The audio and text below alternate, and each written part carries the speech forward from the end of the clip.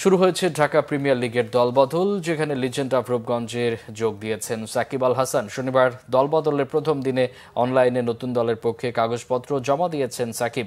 গত বছর শেখ জামাল ধানমন্ডি ক্লাবে খেলেছেন সাকিব। ৩ মার্চ থেকে মাঠে গড়াবে ঢাকা প্রিমিয়ার লিগ।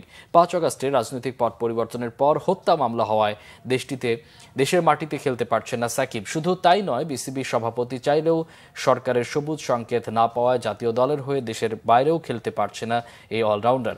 দক্ষিণ আফ্রিকা সফরে তাকে খেলাতে পারেনি বোর্ড। এরপর আইসিসির নিষেধাজ্ঞায় আন্তর্জাতিক ক্রিকেটে তার বোলিংও নিষিদ্ধ। একরকম কঠিন সময় যাচ্ছে একসময়ের এই চ্যাম্পিয়ন্স ক্রিকেটারের। এই প্রতিকূলতা আর অনিশ্চয়তা নিয়ে ঢাকা প্রিমিয়ার লিগে নতুন দলে যোগ দিলেও এই আসরে সাকিব খেলতে পারবেন কিনা তাই এখন বড় প্রশ্ন। বিপিএল টি-20তে চিটাগাং কিংস তাকে দলে নিয়েও খেলাতে পারেনি। তবে লিজেন্ড অফ রূপগঞ্জের কর্ণধার লুৎফর রহমান বাদল আশাবাদী প্রিমিয়ার লিগে সাকিবের খেলা নিয়ে। তিনি বলেছেন, তারা রাজনীতিবিদ সাকিবকে নয়, ক্রিকেটার সাকিবকে দলে নিয়েছেন।